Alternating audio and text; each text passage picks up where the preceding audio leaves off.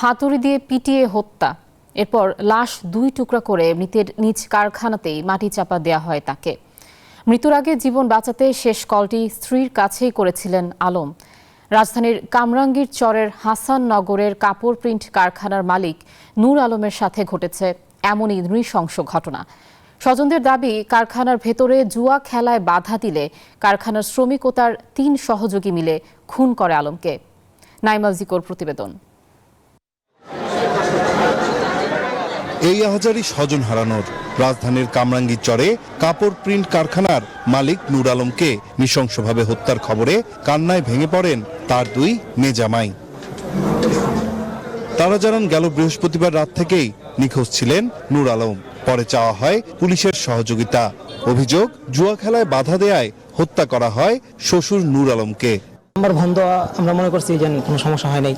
তো দুপুরবেলা বলছিল যে তোমার শ্বশুর তো আসার কথা, তো এখন আসতেছে না। আমি বলছি হয়তো বা রাস্তাঘাটে ট্রেনে কোনো বিলম্ব হতে পারে, যার কারণে কিছুক্ষণ পরে আসতে পারে।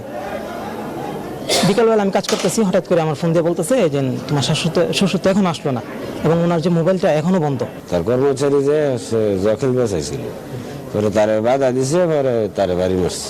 পুলিশ বলছে, আলমকে কারখানার ভেতরেই হত্যার পর দ্বিখণ্ডিত করে মাটির নিচে পুঁতে রাখে ঘাতকরা।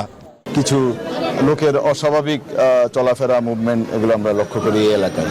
যদি এক্স্যাক্টলি তারা কোথায় ঢুকেছে, কোথায় গিয়েছে, এগুলো আমরা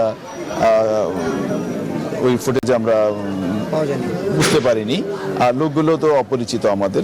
এই ঘটনায় 3 জনকে গ্রেফতার করেছে পুলিশ। তাদের মাধ্যমেই মাটি চাপা দেয়া মরদেহের স্থান চিহ্নিত করে পুলিশ। মাটি চাপা দিয়ে আবার এখানে বসবাস করা, এটা আসলে তার মেন্টালিটিটা কোন পর্যায়ে হলে এটা করতে পারে। এখন তার ক্রিমিনাল ট্র্যাক আছে কিনা, এইটাও আমরা যাচাই বাছাই করব। তদন্ত শেষে হত্যার প্রকৃত কারণ উদ্ঘাটন হবে বলে জানায় পুলিশ। ঘটনাস্থল থেকে বিভিন্ন আলামত সংগ্রহ করেছে সিআইডির ক্রাইম সিন ইউনিট। নাইম আল চিকো, নিউজ 24, ঢাকা।